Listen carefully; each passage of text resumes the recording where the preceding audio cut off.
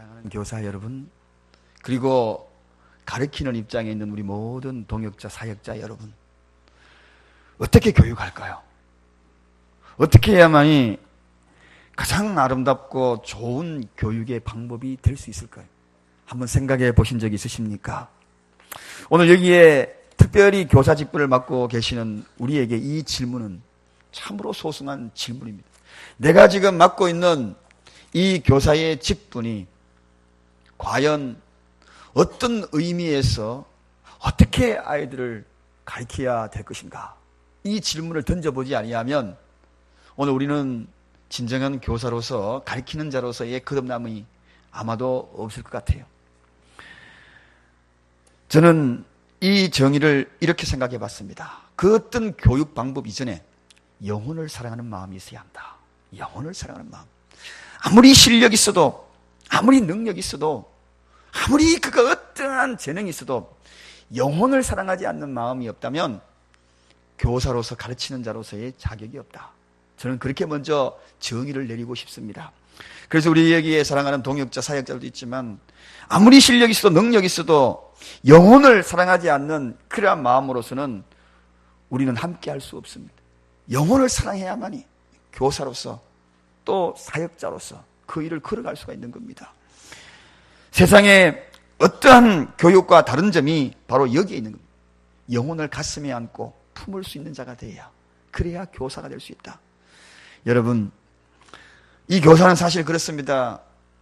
뭐 특별하게 알아주는 거 없습니다. 이 아이들 잘 가르쳤다고 해가지고 나중에 상 받는 거 없어요. 이 땅에서 일 동안에 뭐 특별하게 그렇게 인정받는 거 없습니다. 그러나 우리가 왜 이 교사 직분을 하는가? 한 영혼을 사랑하는 마음이 있기 때문에, 그래서 이 교사를 감당하는 겁니다. 어느 교회에 한 교사이면서 집사님인 그 선생님이면서 그리고 집사님인 이런 교회 학교 선생님이 어느 날 작정 기도를 했어요. 무슨 작정 기도를? 40일을 작정했습니다. 내 아들 대학교 입학하게 해달라고, 수능 잘 보게 해달라고. 그래서 40일을 작정하면서 기도했는데 하루는 처음에 와서 하나님, 내 아들 그러다가 기도가 받기 시작했어요. 하나님 하고 부르는데 자기 아들이 안 나오고 반 아이들의 이름이 나오더라는 겁니다. 한 명 한 명. 그 아이들 한 명 얼굴을 떠올리면서 눈물로 기도하게 됐다는 것입니다. 내 아들 대학 합격하는 거는 뒤로 제껴놓고 내가 맡은 이 반 아이들을 생각하니까 기도가 절로 나올 수가 없고, 한 영혼, 그 영혼을 생각하니까 그 영혼들이 얼마나 귀한 영혼인지, 이건 내 자식이 대학 가는 것보다도 그 영혼의 소중함, 그것이 더 귀한 것이다 붙들고 대학 가기 위하여서 40일 작정하다가 기도가 바뀌어가지고 내 반 아이들, 내가 맡은 아이들, 그 영혼을 이름 부르면서 눈물로 40일을 기도하게 되었다는 것. 그리고 나니까 이후에 그 간증의 후반부에 하나님이 내 자식의 길도 인도하셨네 하고 크게 고백되어지는 것을 봅니다. 여러분, 왜 이런 일이 일어납니까? 하나님은 내 자식 공부 잘하여서 귀하게 써있는 그런 좋은 대학에 가는 것보다도 내가 맡은 바 여기에 있는 내 영혼, 하나님께서 사랑하는 그 영혼, 내 반에 있는 아이들을 더 사랑하는, 영혼을 사랑하는 것을 우리에게 요구하고 있다는 것입니다. 솔직히 내가 낳은 자식도 아니잖아요. 그렇다고 해가지고 이 아이들 뭐 잘 가르쳐 해가지고 나중에 뭐 특별한 그 아이들이 돈 많이 벌어서 보따리 사가지고 들고 오는 것도 아니고. 왜 그렇습니까? 그것은 바로 그 영혼입니다. 영혼. 주님이 사랑하신 그 영혼. 저 아이들을 제대로 세워놓으면 하나님 나라에 크게 쓰임받을 것을 기대하는 그 영혼. 영원한 주님 나라로 인도되어야 될 그 사건, 그 사실, 이 엄청난 가슴 벅찬 나에게 맡겨주신 이 영혼. 여러분, 그래서 예수님이 말씀하신 이 말씀이 기억이 납니다. 소자 한 사람을 실족하느니 차라리 내가 연자 맷돌을 메고 바다에 던지우는 것이 낫다 하는 마음으로 그 영혼을 사랑하며 내가 맡겨준 이 영혼을 사랑하는 마음. 그렇습니다. 그래서 여러분, 시간 없는 시간에 전화하고 또 그 아이들 붙들고 기도하고 눈물로 안아주고 포옹해주고 땀 흘리고 신방하고 말썽꾸러기들 말하는 아이들 끝까지 그려 관리하려고 애쓰고 그런 거 아닙니까? 왜 그렇습니까? 영혼을 사랑하는 마음, 영혼을 사랑하는 마음. 그럼 우리가 이 영혼을 사랑하는 이 교육 방법에 있어서 어떻게 교육할까요? 가장 소중한 이 영혼을 사랑하는 방법으로 교육을 해야 될 텐데, 구체적으로 그런 마음이 어떻게 일어나느냐가 중요합니다.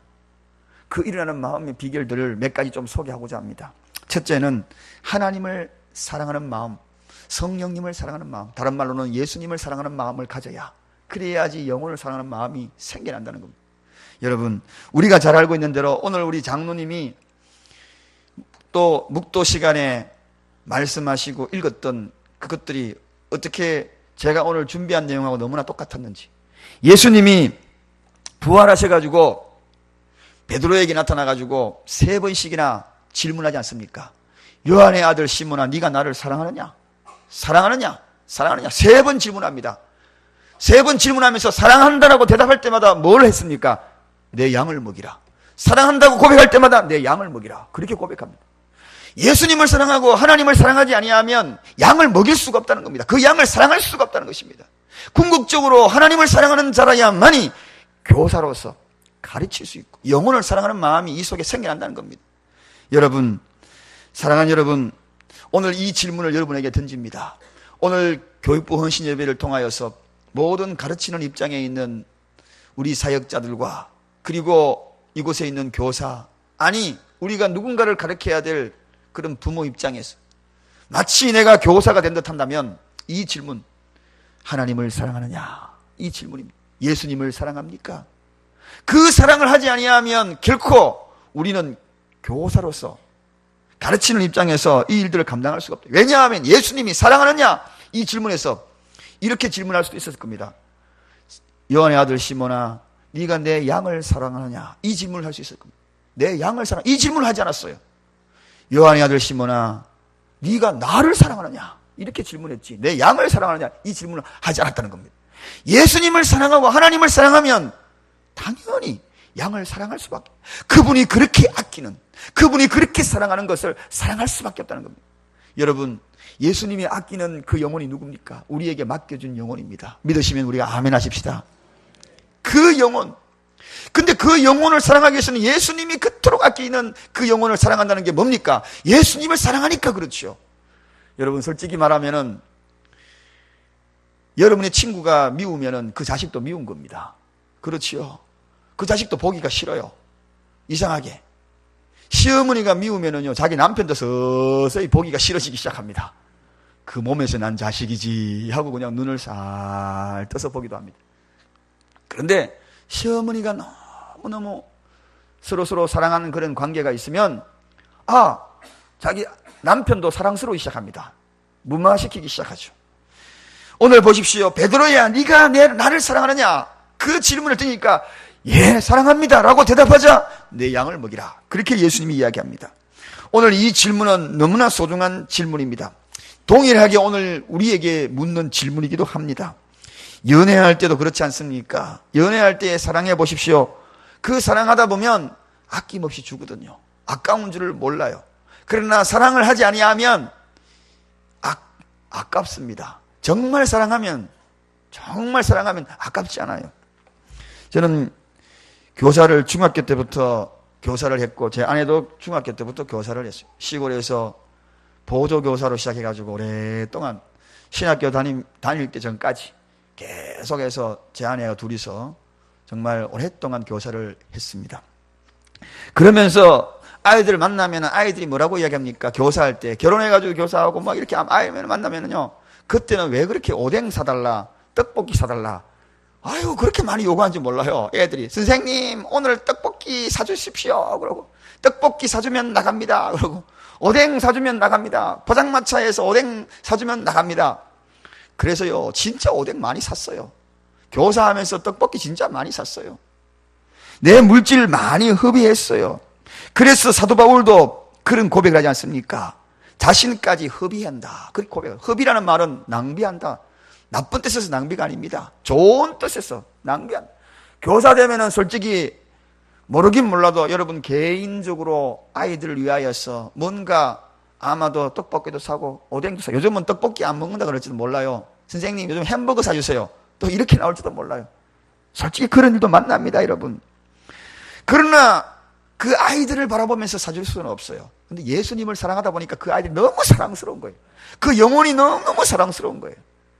여러분, 예수님을 사랑하고 하나님을 사랑하면 내가 허비하더라도 별로 아까운 것을 못 느끼는 것이 교사의 심령입니다. 그거 아마 공감대를 형성하게 될 것입니다. 이것이 바로 교사다. 그래서 예수님이 질문하는 겁니다. 오늘도 우리에게 질문합니다.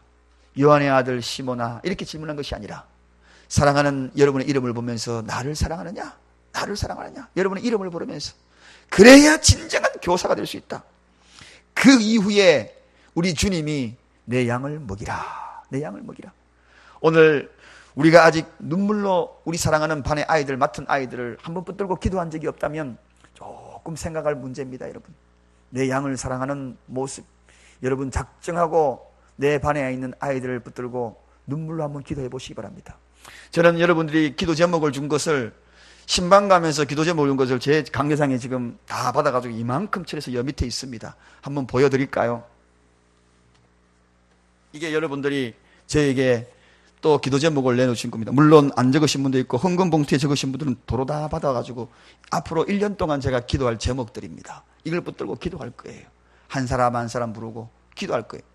여러분, 제가 특별하게 무엇인가 자랑하려고 한 것이 아니라 한 영혼을 붙들고 한번 여기에 적혀 있는 분들 정말 기도 제목 얼마나 간절했으면 여기에 적어놓고 기도하기를 원했겠습니까? 구원 문제, 결혼 문제, 취업 문제, 자식 문제, 남편 문제, 각가지의 기도 제목이 이 속에 다 있어요. 이걸 붙들고 제가 이제 1년 동안 기도하게 될 거예요. 어쩌면은 기도하다가 그 사람 얼굴 떠올리면서 눈물을 흘릴 수도 있을 겁니다. 여러분, 사랑하는 여러분의 반 아이들이 기도 제목을 붙들고 한번 울어보지 않겠습니까? 그 아이들을 작정하고 한번 기도해 보지 않겠습니까? 예수님을 사랑하고 하나님을 사랑한다 그러면 그분이 사랑하는 그 양, 그 양을 한번 가슴으로 품어보지 않겠습니까? 여러분의 이름을 부르면서 오늘 하나님은 말씀하십니다. 내 양을 먹이라. 나를 사랑하느냐? 내 양을 먹이라. 두 번째입니다. 교사는 특별히 사명감이 있어야 합니다. 여러분, 예수님을 사랑하고 하나님을 사랑하는 것, 그 다음에는 두 번째는요, 사명감이 있어야 돼요. 디모데후서 본문 말씀 1장 11절에 보니까 거기에는 교사의 사명에 대해서 분명히 밝힙니다. 내가 이 복음을 위하여 반포자와 사도와 교사로 세우심을 받았다. 그렇게 사명자의 모습으로 세우심을 받았다. 사명은 굉장히 중요합니다. 사명이 없으면 열정이 없어요. 사명이 있는 자라야만이 열정이 솟아납니다. 사명이 없으면 우리 모든 교우들도 마찬가지입니다. 내가 맡은 것에 대한 사명이 없으면 거기에 대한 열정을 쏟아붓고 싶은 마음이 없습니다. 그래서 사명감이 이 속에 불타올라야 돼요. 하나님은 우리를 통하여 사명을 주셔서 세웠다. 이렇게 얘기해요. 세웠다. 누워있는 것이 아닙니다. 세웠다. 세웠다. 구원받은 자를 불러가지고 다시 부른 자들을 선택해가지고 많은 자들 가운데서 하나님의 백성으로 부른 그 상태에서 성도들 중에서 특별히 구분하여서 세웠다는 겁니다. 여기에 큰 능력과 은혜가 있는 겁니다. 아무나 교사를 할 수 있는 것이 아닙니다. 똑같이 구원받아도 그 가운데에 세움을 입은 자들이 따로 있다는 것입니다. 그래서 교사에게는 특별한 은혜가 있는 겁니다.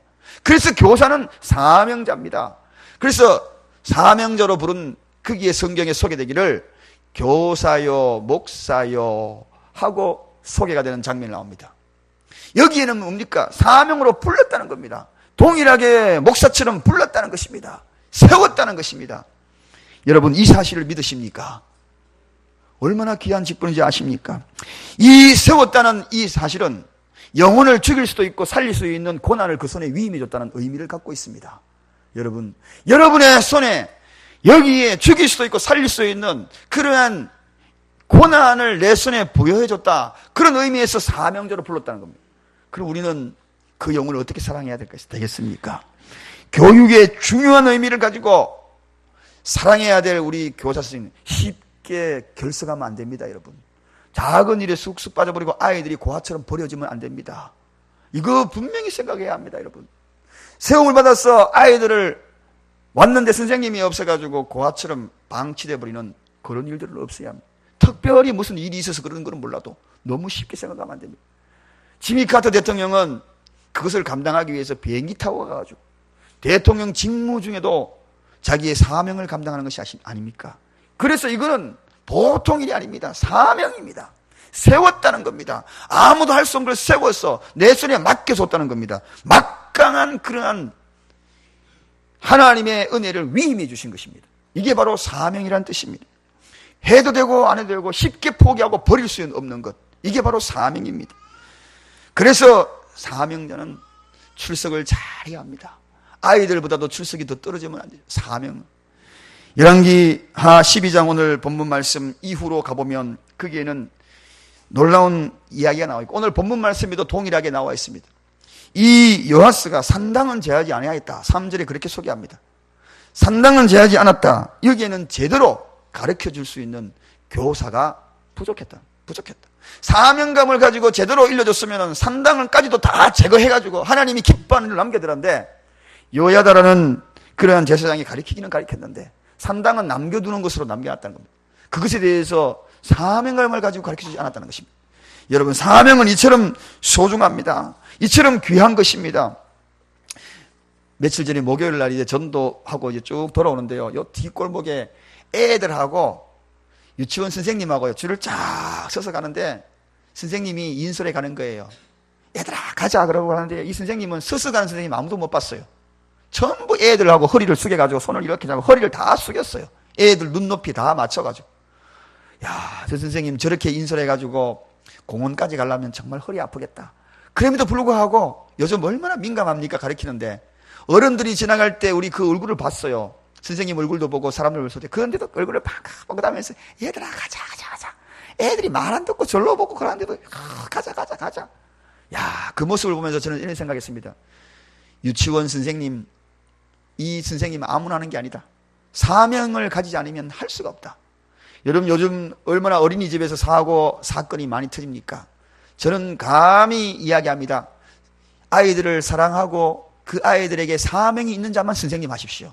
그렇지 아니하면 돈으로 보일 겁니다. 돈으로 보이면 문제가 터지는 거예요. 사명으로 바라볼 때에 그 아이들에게 해가지고 쏘개가지고 실제로 그래요. 가만히 보면은 그분들이 많은 수입을 허락되는 것 아닙니다. 대부분 보면은 이렇게 잘하는 사람들이 대다수입니다. 못하는 사람이 한두 명이 있어서 그렇지. 정말 힘들어요. 그래서 어떤 분이 이런 이야기 하더라고요. 애들이 하도 말 안 듣고 막 그러니까 할머니가 그런 이야기 하셨어요. 공감대가 너무 말 안 듣니까 나도 한번 꿀밤 집하고 싶다. 할머니가 그런 이야기를. 그래서 선생님이 얼마나 어떻게 오직하겠나. 너무 말 안 들으니까. 교회 학교 애들요, 진짜 요즘은 말 잘 안 들어요. 선생님들 정말 사명 감당으로 나서지 아니하면 정말 어렵거든. 사명이니까 그래도 웃어줘야 되네. 그래도 얘들아. 여러분, 사명이 이처럼 소중한 것입니다. 이러한 사명으로 얼룩져 있을 때 비로소 교사가 제대로 교육을 할 수 있고, 이렇게 교육을 할 수 있어야 진짜 교육이 이루어진다는 것입니다. 우리 사랑교회의 모든 소속된 교육부에 소속된 모든 우리 선생님들과 우리 사역자들이 이러한 사명감에 불타오르기를 주님의 이름으로 부탁을 드립니다. 세 번째입니다. 세 번째는 바로 알고 바로 훈련받고 가르쳐야 한다. 바로 알고 훈련도 바로 받고 가르쳐야 한다. 아이들에게 그냥 나타나서 안 됩니다, 여러분. 가르칠 것을 잘 준비해서 나타나야 돼요. 대충 가르칠 것 준비해가지고 대충 하면은 아이들도 대충 신앙이 됩니다. 분명하게 복음적인 것 똑부러지게 가르쳐줘야 돼요. 그렇지 아니하면 나중에 이들이요, 신앙이 제대로 어릴 때에 삐뚤어져가 제대로 안 가르쳐 놓으면 그 신앙이 오랫동안 갑니다. 그러나 여기에 제대로 잡아놓고 바로 알고 바로 훈련 교사가 받고 가르치면 그 아이들은 그 말씀에서 제대로 양육되는 겁니다. 부모로서 자녀들에게도 제대로 알고 제대로 가르쳐야지요. 부모가 제대로 알고 제대로 안 가르치면 엉뚱한 방향으로 가는 건 똑같습니다.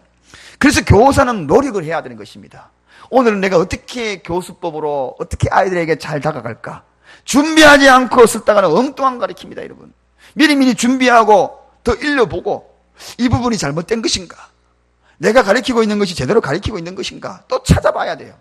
그거 잘못 가르치면 애들이 그 머릿속에는 온전히 남아가지고 몇십 년간 자리 잡아버립니다. 제가 한 번은 이야기했습니다만은 전에 사역하던 그곳에서 선생님이 아이들을 가르치는데 이런 교육을 하고 있더라고요. 선생님이 그때 노아 방주에 대해서 가르쳤어요.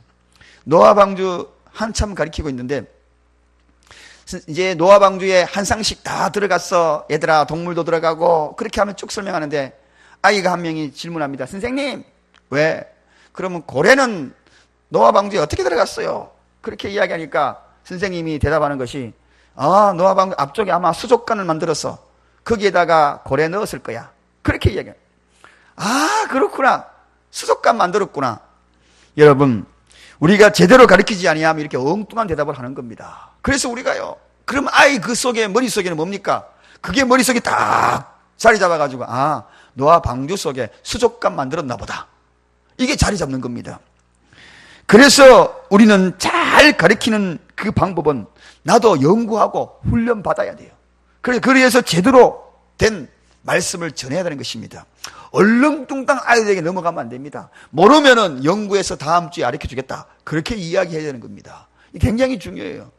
요즘 어떤 분이 저에게 성경 구절에 대해서 좀 어렵고 이런 부분들을 읽다가 어려운 분을 저한테 이렇게 문자로 보내와서 목사님 이게 뭡니까? 그러면은 제가 만물 박사가 아니고 성경에 완벽한 사람이 아닐 때에는 저도 연구를 해보는 겁니다. 찾아보고 제가 알고 있는 것으로 보내려고 하다가 아니야, 더 확실하게 내가 해가지고 보내줘야지. 그래서 제가 더 확실하게 해서 거기에 대한 것들을 답을 써서 문자로 보내주기도 합니다. 여러분, 로크 보우먼이라는 사람이 이런 이야기합니다. 교회 학교에 시한폭탄이 있다. 그것은 훈련되지 않는 교사다. 그렇게 이야기합니다. 시한폭탄이 잘못 가리키면 시한폭탄이 된다는 것입니다. 그러므로 굉장히 중요한 의미입니다. 우리가 제대로 알고 안 가르치게 하면 시한폭탄의 역할을 해버릴 수도 있다는 것. 이게 바로 교사입니다. 여러분, 그래서 여기에 우리는 이 부분에 대해서 곰곰이 생각하고 때로는 내가 이 가르치는 게 제대로 맞는지 한번 검증해보고 해야 되는 것입니다. 교사는 그래서 배우는 것을 게을리하지 하면 안 됩니다. 내가 배워야 되겠다. 그럴 때는 수시로 배워야 하는 것입니다. 훈련받고 배우는 자는 많은 것을 이끌 수 있어요. 세펄드라고 하는 것은 바로 이 세파드 아시죠? 세파드가 뭡니까? 개입니다. 이게 세펄드라는 이것은 바로 영어로는 세펄드라는 그렇게 이야기합니다. 이건 사냥개입니다. 한마디로 이야기하면 사냥개. 이거를 목자라고도 이야기합니다. 그래서 목자가 뭐냐? The Lord is my shepherd. 이 이야기는 여호와는 나의 목자시오. 이 뜻입니다. 그러니까 여호와는 나의 목자시오. 이 이야기를 다른 말로 이야기하면 사냥개에 훈련된 그 사냥개는요, 얼마나 많은 양떼를 거느린지 아십니까? 제가 스위스에 한번 오래전에 갔었는데 그 푸른 초원에요, 이 사냥개가요, 그 수없는 양떼들이 헤아리도 못하기는 그 많은 양떼들을요 몰고 다니더라. 한 마리가 쫙 몰고 다녀요. 그러면은 일로 가니까 이 세펄드죠, 목자죠, 목자. 그게 바로 세파드라는 개의 똑같은 그런 단어입니다. 쫙 가가지고 싹 끌고 다니고 이쪽으로 싹 끌고 다니고, 그래가지고 그 수백 마리 양떼들을요 이리저리로 막 끌고 다니는 것을 보게 됩니다. 왜? 훈련받았으니까. 그러니까 그 양떼들이요 이리저리 움직이는 겁니다. 여러분, 가르치는 모든 이들은 철저히 훈련받고 연구해서 그 많은 들을 잘 끌고 가야 저 다른 곳으로 낭떠러지로 인도하지 않냐. 특별히 우리 아이들은 더 민감한 겁니다. 그 민감할 때에 받아들이는 것은 아주 그냥 어른들은 복음을 전해 딱딱하지만 그 아이들은 그냥 쏙쏙 받아. 그게 그대로 받아들입니다. 그러면 우리가 제대로 알고 제대로 가르치는 것이 얼마나 중요한지 모른다는 것입니다. 자, 그 다음에 네 번째입니다. 네 번째는 어떻게 가르쳐야 될까? 이것은 본을 보이는 것이 가장 좋은 교육 방법이다. 디모데후서 1장 13절 14절에 거기 보니까 내 말을 본받아 지키고 그렇게 소개하고 있습니다. 이 세상에서 가장 모범된 교사는 누구인가? 예수님입니다. 예수님의 행적을 보면 어떻게 가르쳤다는 것을 알 수가 있죠. 우리 예수님이 가르치는 방법은 전부가 다 본을 보이는 방법이었어요. 섬김, 그러니까 실제 그분이 제자들의 발을 씻기고 섬기는 그 장면을 보게 됩니다. 그리고 사랑, 그러니까 사랑을 하는 그 방법을 일깨워줍니다. 희생, 그러니까 희생을 일깨워줍니다. 기도, 그러니까 기도하는 방법을 하는 것을 보게 되죠. 마찬가지로 가르치는 교사는 바로 이 본을 보이는 것이 가장 소중하다. 본을 보이는 것이 얼마나 소중한지. 신앙 교육의 두 가지 교육의 방법이 있습니다.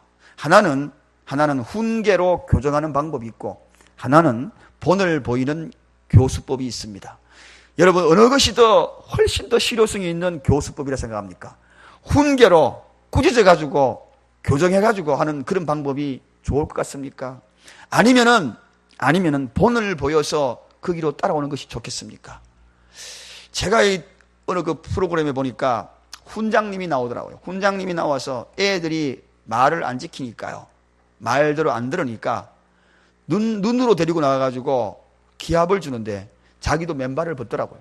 눈바닥 위에 맨발 벗으니까 얼마나 차갑겠습니까? 애들 보고 다 발을 벗으래요. 다 벗고 난 다음에 거기다가 탁 서 있는데 눈발이 휙휙 날려요. 근데 애들이 얼마나 발시러운데 선생님이 그렇게 있으니까 아무도 꼼짝을 못하는 겁니다. 그러니까 애들도 거기에서 많은 것을 깨닫는 것을 보게 되죠. 바로 이 본이라는 것이 이처럼 소중하다는 이야기입니다. 오늘 제사장 여호야다가 제대로 본을 보였으면 산당까지 다 없었을 텐데, 이 산당을 없애지 않고 남겨놨다는 것은 아마도 그도 여기에 따르는 것이 무관하게 본을 보이지 않았다는 겁니다. 그러니까 저 사람도 그렇게 하니까 나도 그렇게 해도 되는가 보다. 여러분, 가만히 보세요. 집안도 보면은 전부 다 따라합니다. 아버지를 따라하고 엄마를 따라해요. 가만히 보세요. 본을 보인 집안에는 계속 본대로 따라가지만 대부분이 그렇습니다. 아이고, 저 집에는 그런데 우리 집에는 왜 그럴까? 가만히 돌아보면 내 모습을 생각해 보십시오. 본을 제대로 보이고 있는가?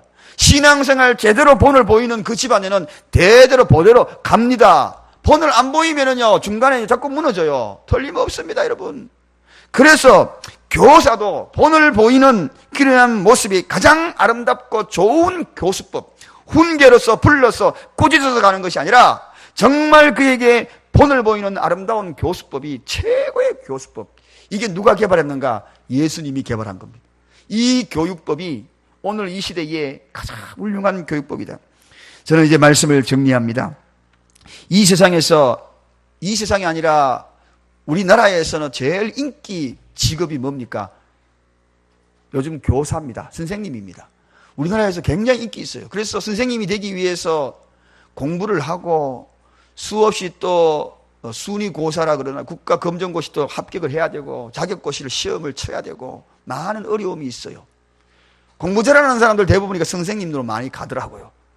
그런데 이렇게 어려운 인기 직종 선생님, 다들 선생님이 되고 싶어하는 그런 사람들이 많은데, 그런데 교회에서는 선생님을 기피합니다. 교사를 기피해요. 교사 지원하세요 그러면 교사 선생님 힘들어. 다들 그러잖아요. 왜냐하면 주중에도 전화해가지고 관심을 가져야죠. 여러분, 교사는 주일 하루만으로 봉사하는 게 끝이 아닙니다. 주중으로 전화하고 상담하고 다 해야 되는 거예요. 이런 것들이 다 있어야 되는 거예요. 그래야지 그 애들이 계속 영혼이 슬럼프에 안 빠집니다. 빠질 것 같으면 또 끄잡아내야 되고 그렇게 해야 되거든요. 그러니까 아이고, 교사는 주일날 아침부터 애들하고 실갱이하고 나는 교사 싫어. 그래서 교사를 헌신하려는 가장 세상에서는 인기 직종이 교회에서는 가장 힘든 직종으로 3D 직종으로 뒤로 전락해 버렸어요. 여러분, 왜 그렇습니까? 솔직히 한번 생각해 보십시오. 직장 다니면은 여름 수련회 간다고 휴가 내가지고 따라가잖아요. 그러면 3일 직장을 아이들을 위해서 써야죠. 황금 같은 휴가도 다 그렇게 보내는 그러한 경우 얼마나 많습니까? 이러한 것도 아이들하고 또 어울려야 되고 눈높이 맞추기 위해서 허리도 굽혀져야 되고 힘들거든요. 그러니까 교사가 기피하는 겁니다. 그러나 여러분, 하늘나라에서는 성경은 분명히 밝힙니다. 이들의 이름을 성경에 명시하고 있습니다. 교사로 세웠다. 여러분, 이 세웠다는 것만큼 위대한 그러한 직분이 없는 겁니다. 다른 것 성경에 다 보십시오. 사도로 세웠고 교사로 세웠고 부름을 받아 세웠다. 여기에는 놀라운 축복이 있는 겁니다. 이들에게는 하나님 앞에 드려졌던 그 시간들이 얼마나 귀하게 하나님 앞에 인정받게 될 것인가에 대한 부분들을 분명히 거기에 밝히고 있는 것입니다. 그러므로 하늘의 상급을 기대하시기를 주님의 이름으로 축원합니다. 사랑하는 교사 여러분, 힘들지요? 어렵지요? 주일 되면은 예배 드리고 좀 쉬어야 되는데 교사로 흠신하니까 얼마나 힘들겠어요. 피곤하지요? 도대체 이 일들을 언제까지 해야 되나? 언제까지? 죽을 때까지 하시길 바랍니다. 그 질문을 던질 때마다 여러분의 손에 위대한 하나님의 일꾼이 자라고 있습니다. 죽느냐 사느냐, 한번 그 영혼을 붙들고 한번 눈물로 기도해 보지 않겠습니까? 가슴이 안고 세폴드가 되십시오. 뭐라고요? 목자가 되어 보십시오. 그들요 이리 끌고 저리 끌고 푸른 초당으로 잘 이끄는 그러한 놀라운 은혜, 마치 사냥개처럼 뛰어가는 그러한 여러분들이 되시기를 주님의 이름으로 간절히 축원합니다.